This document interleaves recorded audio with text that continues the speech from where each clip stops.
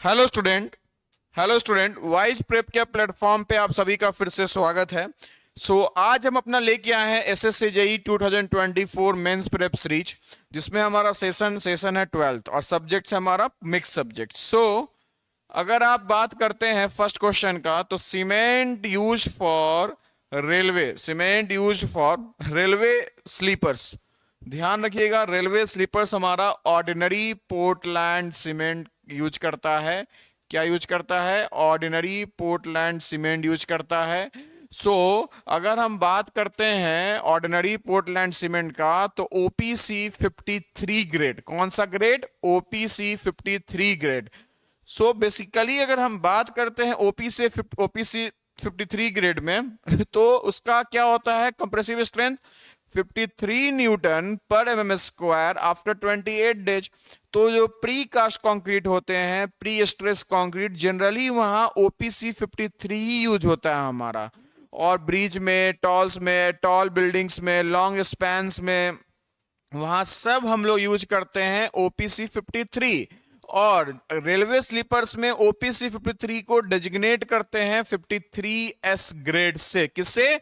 53S grade से। Now the question comes, the apparatus used for determining the soundness of cement.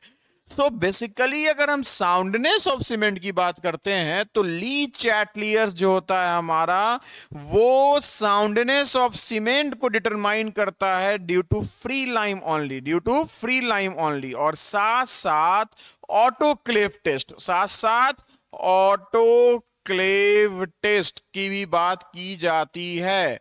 तो autoclave test की बात की जाती है और आपका ली चैटलियर्स मेथड।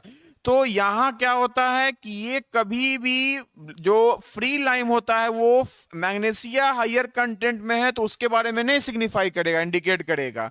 तो अगर आपका, जहां ध्यान लीजिए कि अगर मैग्नीशिया हमारा परमिसिबल जो 3% से अगर ज्यादा है, तो उसको क्या करते हैं? ऑटोक्लेव टेस्ट में यूज करते हैं। तो बेसिकली वहां स्लम कौन यूज होता है हमारा? तो 1 और 2 हो जाएगा आंसर। नेक्स्ट है, consider the following data for irrigation water. Sodium absorption ratio निकालना है। सोडियम एब्जॉर्प्शन रेशियो की बात करते हैं, तो ये क्या हो जाएगा? Na+ divide by Ca2+ plus Mg2+ divide by 2। Na+ हमारा कितना है? मिली इक्विवेलेंट्स में ही है, कोई दिक्कत नहीं है, ऊपर नीचे मिली इक्विवेलेंट्स में रहेगा हमारा। तो 24 डिवाइड बाई Ca+ कितना है? 3.6 डिवाइड बाई 1.8, और ये आ गया हमारा 1 under root 24 divide by 1.2, 24 divide by root 2.8। अब जब भी 2.8 होगा तो यहाँ वैदिक मैथमेटिक्स यूज कीजिए, तो ये, या साइंटिफिक कैलकुलेटर यूज कीजिएगा, तो यहाँ 14.34 आएगा हमारा। नेक्स्ट है, which one of the following compounds of nitrogen when in excessive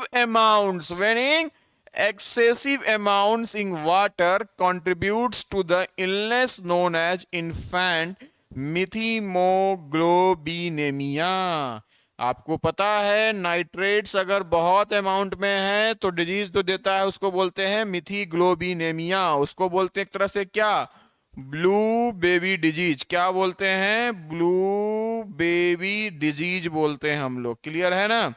blue baby disease बोलते हैं। और जो चिल्ड्रेन जो ब्लू बेबी डिजीज से हो जाता है, उसका स्किन ब्लू नहीं दिखता है, स्किन हो जाता है डार्क, और आपका वॉमिटिंग बहुत ज्यादा होता है। तो क्या होगा हमारा? नाइट्रेट। क्या होगा? नाइट्रेट। इसलिए इसका होता है हमारा 45 milligram per litre permissible. Next है, chlorine usages in the treatment of 25,000 metre cube per day of water. क्या आप ट्रीटमेंट कर रहे हैं? 25,000 metre cube per day of water has been 9 kg per day. क्या है हमारा? Has been 9 kg per day. The residual chlorine after 10 minutes contact. अब 10 minute छोड़ने के बाद क्लोरीन कितना बच रहा है? वो बच रहा है 0.2 मिलीग्राम पर लीटर। तो क्लोरीन डिमांड पूछ रहा है, क्लोरीन डिमांड के लिए आपका क्लोरीन डोज कितना यूज कर रहे हैं वो पता करना है। एक दिन में कितना यूज कर रहे हैं, 9 kg, ध्यान रखिएगा, एक दिन में 9 kg, ठीक है, 9 kg। और एक दिन में पानी कितना जा रहा है, 25,000 मीटर क्यूब। क्लियर है?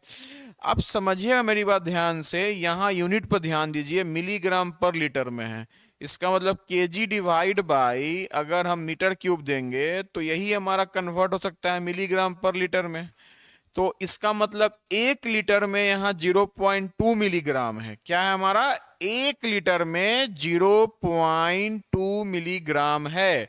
तो यहां भी कन्वर्ट करना होगा कि 1 लीटर में 10⁻³ मीटर क्यूब होता है। तो 1 मीटर क्यूब हमारा 10⁻³ लीटर हो गया। इसका मतलब एक दिन में 1 मीटर कितना मीटर क्यूब है, 25,000 मीटर क्यूब है। कितना लीटर के इक्विवेलेंट होगा, 25,000 इंटू 10⁻³ लीटर के इक्विवेलेंट होगा हमारा ये। इतना लीटर के क्या हो गया, इक्विवेलेंट हो गया।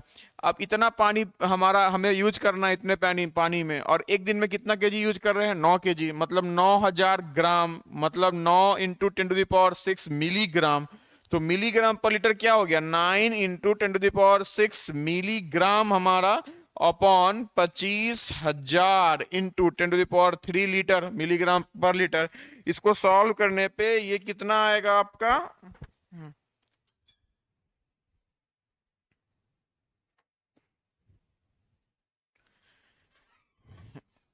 इसका आएगा 9 इंटू 10⁻⁶ डिवाइड बाई 25,000 इंटू 1,000, ये आया 0.36 मिलीग्राम पर लीटर।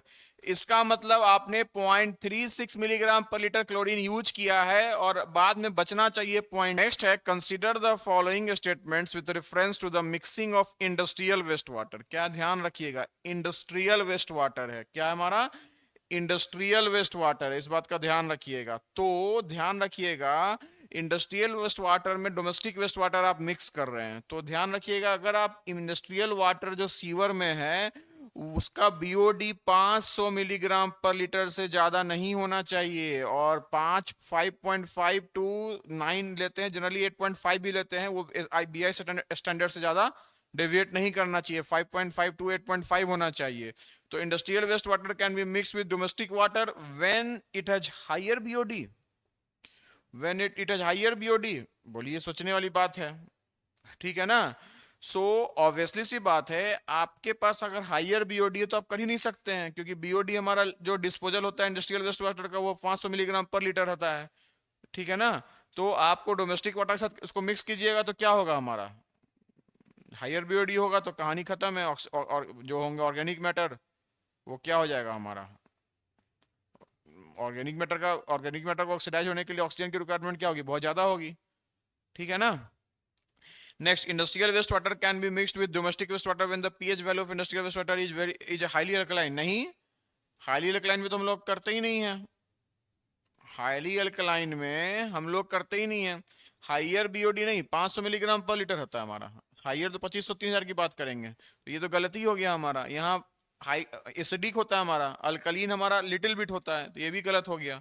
तो which of the following statements is are correct, neither one और नॉट टू, ठीक है ना। तो बीओडी 500 मिलीग्राम पर लीटर आप लोग ज्यादा नहीं समझिएगा, इट्स लिखा हुआ हाइयर बीओडी, ठीक है ना।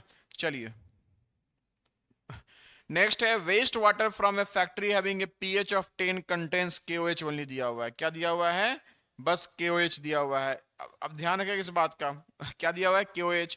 वेस्ट वाटर डिस्चार्ज दिया हुआ है 80 मीटर क्यूब पर डे। सो सोचने वाली बात है, पीएच आपका 10 है, पीएच कितना है 10, POH कितना है 14 माइनस 10 दैट्स इक्वल टू 4। तो OH माइनस जो आपका कॉन्सेंट्रेशन निकला 10⁻⁻⁻4 मोल्स पर लीटर निकला हमारा, मिलीग्राम नहीं हुआ, ध्यान रखिएगा, मोल्स पर लीटर। तो अगर हम इसका वेट मेजर करना चाहेंगे OH माइनस का, तो मोल्स इज इक्वल टू क्या होता है, molecular weight upon valency, sorry weight in gram upon molecular weight, weight in gram upon molecular weight. तो OH कितना है, O का कितना है हमारा, O का 16, H का 17, लेकिन ये कंबाइंड फॉर्म में है K के साथ, तो आपको k का ऐड करना होगा, यहीं बच्चे गलती करेंगे। तो 39 प्लस k का 39 हो गया हमारा, 16 प्लस 1 17, 17 और 39 कितना हो गया हमारा, 17 और 39 हो गया हमारा 9 7 7 16 56, 56। ठीक है ना, इसको क्या करेंगे, मल्टीप्लाई कर देंगे किससे, 10⁻⁻4 से। ये हमारा ग्राम में दे देगा हमारा, तो ये हमारा -56, और ये हमारा मोल्स पर लीटर है, ध्यान रखिएगा क्या है हमारा, मोल्स पर लीटर है हमारा। तो 10⁻⁻4, तो ये कितना आ गया, 56 इंटू 10⁻⁻4 ग्राम आ गया हमारा, इतना आ गया हमारा। सो अब बोल रहा है क्या कि total quantity of KOH per day, और ये किसमें, केजी में। ग्राम को केजी में चेंज कीजिएगा तो 1000 से डिवाइड कीजिएगा, तो 56 इंटू क्या आ जाएगा, 10⁻, ग्राम को केजी में, तो ऊपर जाएगा तो 10⁻⁻7, 10⁻⁻7, क्योंकि 56 इंटू 10⁻⁻4 डिवाइड बाई, अगर आप करते हैं 56 इंटू 10⁻⁻4 डिवाइड बाई क्या, 10⁻⁻10 डिवाइड बाई 10⁻3, तो ये हो जाएगा 56 into 10⁻⁻4 divide by 1000, that's equal to 56 into 10⁻⁻7। ये हमारा KOH आ गया कितना, ग्राम, ध्यान रखिएगा, मतलब सॉरी इतना आ गया हमारा केजी, कितना आया, केजी। अब बोल रहा है क्या कि वेस्ट वाटर डिस्चार्ज हमारा 80 मीटर क्यूब पर डे है, एक दिन में 80 मीटर क्यूब जा रहा है, और जो डिस्चार्ज है उसमें कितना है हमारा, इसका मतलब जो आपका KOH है वो 1 लीटर में है, कितना लीटर में है, 1 लीटर में 56 इंटू 10⁻⁻7 केजी हमारा KOH है, ग्राम के सॉरी केजी के टर्म्स में। तो 1 लीटर में 10⁻³ मीटर क्यूब हो गया हमारा, तो 10⁻³ मीटर क्यूब में इतना है, 1 मीटर क्यूब में कितना आ जाएगा, 56 इंटू 10⁻⁻3 10⁻⁻4, 4 केजी आ जाएगा। तो 80 में कितना आ जाएगा, 56 इंटू 10⁻⁻4, 56 इंटू 10⁻⁻4 इंटू 80,